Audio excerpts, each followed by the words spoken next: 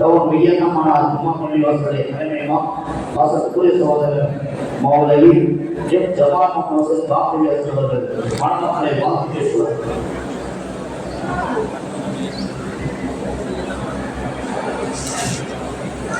அஸ்ஸலாமு அலைக்கும் வரஹ்மத்துல்லாஹி வபரகாத்துஹு. அல்ஹம்துலில்லாஹ் வஸ்ஸலாத்து வஸ்ஸலாம் அலா ரசூலில்லாஹி அம்மா பஅத். கணியத்திற்குரிய எல்லாம் வல்ல அல்லாஹ்வின் நல்லடியார்களே, பாசத்திற்குரிய இஸ்லாமிய பெரியோர்களே, தாய்மார்களே, மிகுந்த மரியாதைக்குரிய இஸ்லாமிய மார்க்க அறிஞர் பெருமக்களே, இறையில்ல நிர்வாக பெருமக்களே, இந்த திருமண விழாவிற்கு திரளாக வருகை தந்திருக்கின்ற சகோதர சமுதாயத்தை சார்ந்த அருமையான சகோதர சகோதரிகளே, உங்கள் அனைவரையும் மணமக்கள் வீட்டார் சார்பாக வருக வருகவென வரவேற்றுக் கொள்கின்றேன். கணியத்திற்குரிய அல்லாஹ்வின் நல்லடியார்களே, பாசத்திற்குரிய எங்களுடைய அருமையான அண்ணன், நம் நினைவில் வாழக்கூடிய பஷீர் அண்ணன் அவர்களின் அருமையான பேர குழந்தை சமீர் அவர்களுக்கு இந்த திருமண விழா சீரும் சிறப்புமாக நடந்து கொண்டிருக்கின்றது. நபிகள் நாயகம் ஸல்லல்லாஹு அலைஹி வஸல்லம் அவர்கள் கூறுவார்கள், மன் ஹஜ்ஜ லில்லாஹி ஃபலம் யர்ஃபுஸ் வலம் யஃப்சுக் ரஜஅக யௌமின் வலதத்துஹு உம்மு. அல்லாஹ்விற்காக ஒருவர் ஹஜ்ஜி செய்து தவறான பேச்சுக்களை பேசாமல், தவறான செயல்களை செய்யாமல் அவர் தாயகம் திரும்புவாரையானால் அன்று பிறந்த பாலகனாக, குற்றமற்றவராக, பாவமில்லாதவராக அவர் ஆகிவிடுகிறார் என்று முஹம்மது நபி ஸல்லல்லாஹு அலைஹி வஸல்லம் சொல்லி காட்டுவார்கள். பாசத்திற்குரிய அருமையான அண்ணன் பஷீர் அவர்கள் இறையல்லமாம் திரு காபாவை ஹஜ்ஜி செய்துவிட்டு தாயகம் திரும்பி ஒரு சில மணித்துளிகளிலே அதே இறைவனை காண்பதற்காக அல்லாஹ்வுடைய அழைப்பை ஏற்றுக்கொண்டார்கள். அப்படிப்பட்ட ஒரு மாமனிதருடைய பேரருடைய திருமணத்தில் தான் நாம் எல்லாம் கலந்திருக்கின்றோம். திருமணத்தை பற்றி இஸ்லாம் கூறுகின்ற பொழுது எந்த ஒரு பெற்றோர்களோ தன்னுடைய மகனையோ மகனையோ நீ இவனைத்தான் திருமணம் செய்ய வேண்டும், இவளைத்தான் திருமணம் செய்ய வேண்டும் என்று வற்புறுத்துவது பெற்றோர்களுக்கு அது அந்த அதிகாரம் கிடையாது என்பதாக மார்க்கம் சொல்லி காட்டும். இறைவன் உலக பொதுமறையாம் அல் குர்ஆனிலே ஒரு வசனத்தில் பேசுகின்ற பொழுது, ஃபன்கிஹு மா தாபலக்கும் மினன் நிசாயி, இளைய சமுதாயமே உங்கள் மனதுக்கு பிடித்த பெண்ணை நீங்கள் திருமணம் செய்து கொள்ளுங்கள் என்று இறைவன் கூறுகின்றார். இந்த ஆயத்தின் அடிப்படையில இன்னைக்கு பாசத்திற்குரிய என்னுடைய அருமையான தம்பி சமீர் அவர்கள் இந்த ஆயத்தை முழுமையாக இன்னைக்கு கடைபிடிச்சிருக்கிறார். அவருக்கு பிடித்த ஒரு பெண்ணை தேர்வு செய்து ஏகத்துவ கலிமாவை சொல்லிக் கொடுத்து இஸ்லாத்தை ஏற்க வைத்து தன் மனதுக்கு பிடித்த ஒரு பெண்ணை அவர் திருமணம் செய்கிறார். இந்த மணமக்கள் நீண்ட காலங்கள் இந்த உலகத்திலே ஆரோக்கியமாக வாழ வேண்டும் என்பதை உங்கள் சார்பாக பிரார்த்தனையாக நான் தெரிவித்துக் கொள்கின்றேன். அருமையானவர்களே, இஸ்லாத்தை பொறுத்த மட்டிலும் யாரையும் நீ இஸ்லாத்தை தழுவ வேண்டும் என்று நிர்பந்தம் செய்வதற்கு இந்த மார்க்கத்தில் ஒரு புள்ளியின் நிழல் அளவிற்கு கூட இடம் கிடையாது. ஆனால் சகோதர சமுதாயத்தை சார்ந்தவர்கள் இஸ்லாமிய மார்க்கத்திற்கு அவர்கள் விரும்பி வருவார்களே ஆனால் இந்த மார்க்கம் பச்சை போர்வையை போர்த்தி அவர்களை வரவேற்கும்.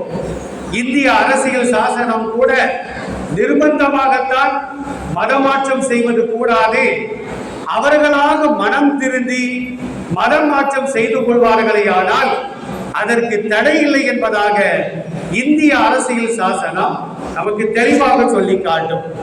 இன்றைய மணமகள் அருமையான சகோதரி ஆயிஷா அவர்களை பார்த்து நான் கேட்டுக்கொள்கின்றேன், நீங்கள் இஸ்லாமிய மார்க்கத்தை உங்கள் மார்க்கமாக நீங்கள் ஏற்றுக்கொண்டீர்கள்.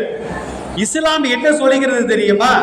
வசாஹிபுகுமா ஃபித் துன்யா மஅரூஃபா. நீ இஸ்லாத்திற்கு வந்தாலும் கூட இஸ்லாத்திற்கு வராத உன்னுடைய உறவுகளை நீ உதறி தள்ளி விடுவது கூடாது. உன் பெற்றோர்களாக இருக்கட்டும், இஸ்லாத்திற்கு வராத உன்னுடைய சகோதர சகோதரிகளாக இருக்கட்டும், உன்னுடைய உறவினர்களாக இருக்கட்டும், நீ அவர்களை சேர்ந்துதான் வாழ வேண்டும். இஸ்லாத்தை ஏற்றுக்கொண்ட ஒரே காரணத்திற்காக அவர்களோடு பேச மாட்டேன் என்றோ அவர்களின் உறவுகளை நான் முடித்து விடுவேன் என்றோ சொல்வதற்கு இஸ்லாத்தை தழுவியவர்களுக்கு எந்த விதமான அந்த அதிகாரமும் கிடையாது என்பதாக உலக புதுவரியாம் அல் குர்ஆனிலே 31வது அத்தியாயத்தில் லுக்மான் என்ற அத்தியாயத்திலே அல்லாஹ் மிக தெளிவாக சொல்லி காட்டுகின்றார். வசாஹிபுகுமா ஃபித் துன்யா மஅரூஃபா. இந்த உலக வாழ்க்கையிலே உன் பெற்றோரோடு, உன் உற்றார் உறவுகளோடு, உன்னுடைய மற்ற உறவுகளோடு நீ ஒட்டித்தான் வாழ வேண்டுமே தவிர வெட்டி வாழ்வது கூடாது என்பதாக நபிகள் நாயகம் ஸல்லல்லாஹு அலைஹி வஸல்லம் அவர்களும் மிக தெளிவாக சொல்லி காட்டுவார்கள். அருமையான சகோதரியினுடைய மணமகள் ஆயிஷா அவர்களே, உங்களை பார்த்து நான் கேட்டுக்கொள்கின்றேன். உலக பொதுமறையாம் அல் குர்ஆனிலே அல்லாஹ் தெளிவாக பேசுவார். உதுகுலு ஃபி சில்மி காஃபா. இஸ்லாத்திலே நீங்கள் முழுமையாக நுழைந்து விடுங்கள். சேற்றில் ஒரு கால், ஆற்றில் ஒரு கால் வைப்பது கூடாது. ஒன்று சேற்றில் கிடக்க வேண்டும், இல்லை என்று ஆற்றில் மூழ்க வேண்டும். அதை போன்றுதான் இஸ்லாத்திற்கு வந்துவிட்டால் எப்போது நீங்கள் லா இலாஹ இல்லல்லாஹ் முஹம்மது ரசூலுல்லாஹ் என்ற ஏகத்துவ கலிமாவை ஒளிந்து இஸ்லாத்தை தழுவிவிட்டீர்களோ அதே மைக்ரோ செகண்ட்ல இருந்து 5 நேரங்கள் தொழுவது உங்கள் மீது கடமை.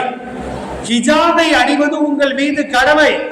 மொழி கூட வெளியே தெரிவது கூடாது. இஸ்லாத்தை பொறுத்த மட்டிலும் ஆண்கள் அந்நிய ஆண்கள் பார்க்கின்ற அளவிற்கு தன்னுடைய தலைமுடியை கூட வெளிப்படுத்துவது கூடாது.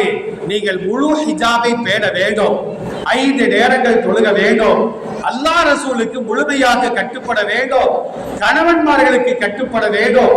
இஸ்லாத்தை தழுவாத உங்கள் உறவுகளுக்கு நீங்கள் இணங்கி வாழ வேண்டும் என்று உலக பொதுமறையாம் அல் குர்ஆனிலே அல்லாஹ் நமக்கு தெளிவாக சொல்லி காட்டுகின்றார். திருமணம் என்பது அது கஷ்டமான ஒரு காரியம் அல்ல. இஸ்லாத்தை பொறுத்த மட்டிலும் கணவன் மனைவி சம்மதத்தை பெற வேண்டும். இரண்டாவதாக கணவன் சார்பாக ஒரு சாட்சி, மனைவி சார்பாக ஒரு சாட்சி.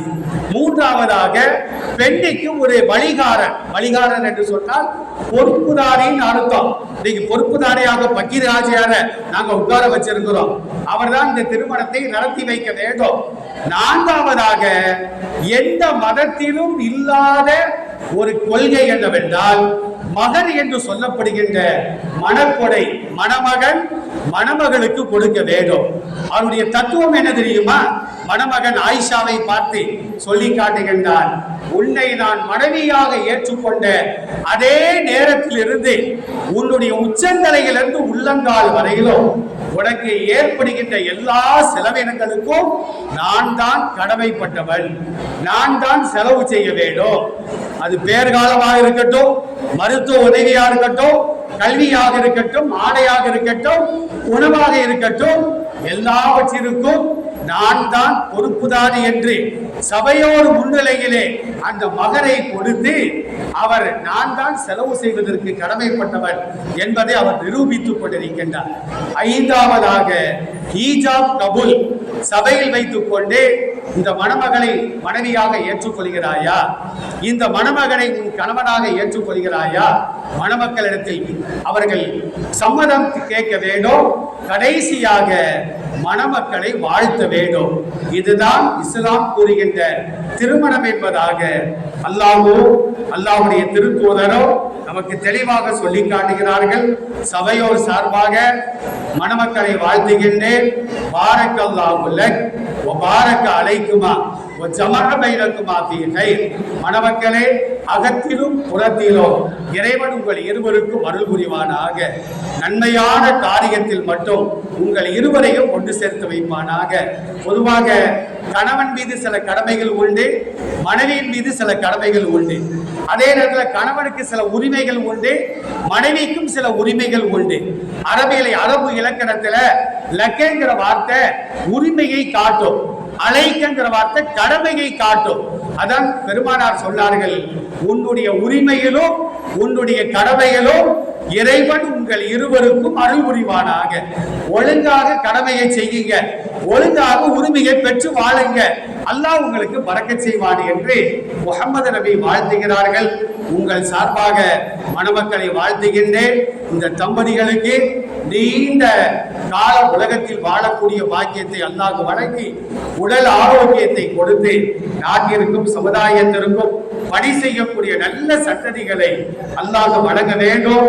உறவுகளோடு இந்த தம்பதிகள் சேர்ந்து வாழ வேண்டும் என்று உங்கள் சார்பாக வாழ்த்தி வாய்ப்புக்கு நன்றி கூறி அமர்கின்றேன். அஸ்ஸலாமு அலைக்கும். தொடர்ந்து திருமண வைபவம் ஆரம்பமாகிறது. நெல்லை மாநகர ஜமாத்துடைய பொருளாளர் வாசத்துறை சகோதரர் மௌலவி அல் ஹாஃபிஸ் அல் ஹாஜ் ஷாவுல் அரபில் அதனைத் தொடர்ந்து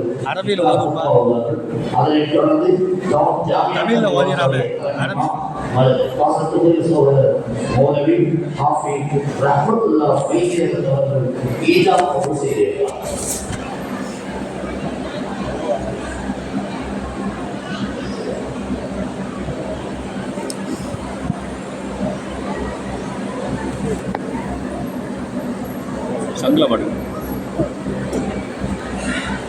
السلام عليكم ورحمة الله وبركاته. الحمد لله الذي أمرنا بالإحسان ونهانا عن الشرك.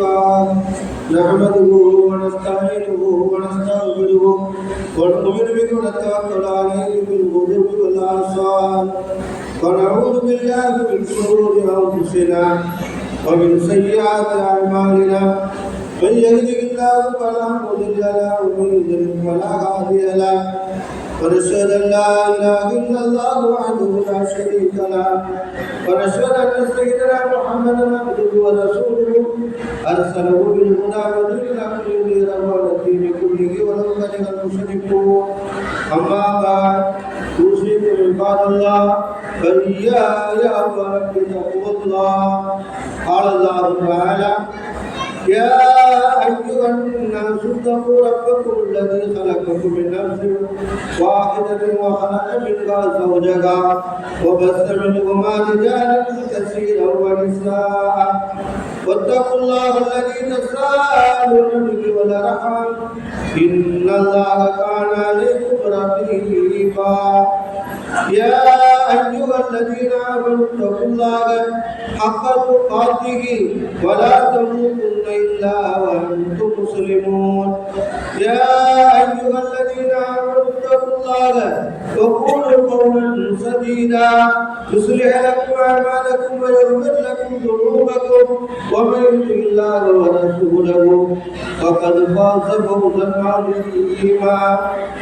قال نبينا صلى الله عليه وسلم: تناكحوا وتوالدوا وتكاثروا فإني أباهي بكم اليوم القيامة ومن بالسكت. النكاح سنتي ومن رغب في سنتي فهو مني ومن رغب عن سنتي فليس مني. نسأل الله أن يجعلنا ممن يطيعه ويطيع رسوله لي ولكم وأصحابي عني وعنكم وعن جميع المؤمنين والمسلمين أجمعين فاستغفروه إنه هو الغفور الرحيم. صدق الله. السلام عليكم.